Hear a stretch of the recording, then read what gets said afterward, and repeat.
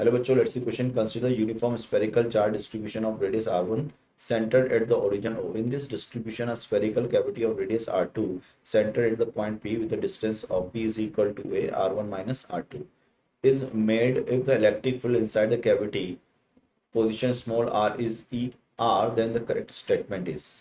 तो बच्चों अगर अपन यहाँ देखें तो सिचुएशन क्या, अपने पास एक कैविटी दी है अपन को.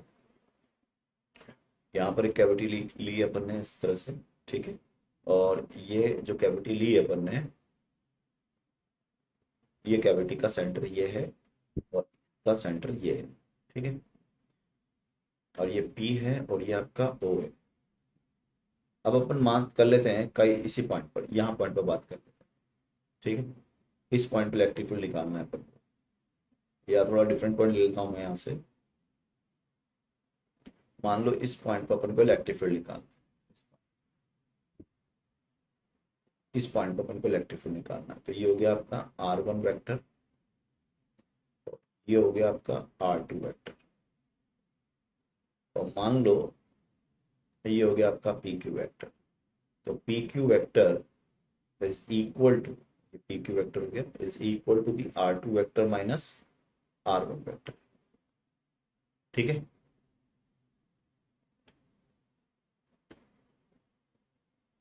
और हमें बोल रहा है कि वो a जो है वो क्या है, r1 माइनस r2, ठीक है. और हमें इलेक्ट्रिक फील्ड कहाँ पर निकालना है, पोजीशन स्मॉल r इज, हमें r पे निकालना है. ये r1 वेक्टर हो गया आपका, आपको यहाँ पे निकालना है, या r2 कुछ भी मान लो. तो इलेक्ट्रिक फील्ड क्या होगा, electric field at any position is equal to electric field due to rho and plus electric field due to minus rho. अब ये माइनस रो क्या है, आपने इसको कैसे मान लिया, आपने मान लिया कि ये पूरा का पूरा रो है और यहाँ पर एक माइनस रो की डेंसिटी है इस तरह से. तो ये जो E हो जाएगा ये प्लस रो की वजह से कितना होगा, रो इनटू, मान लो ये पोजीशन वेक्टर आपका r2 है, तो रो r2 upon of free epsilon 0 and plus minus rho into of r1 upon of free epsilon 0. ये माइनस रो की वजह से हो गया. तो E जो आ गया वो आ गया आपका रो upon 3 epsilon 0 into r2 minus r1. और हम बता चुके हैं r2 माइनस r1 जो है वो आपका PQ वेक्टर है.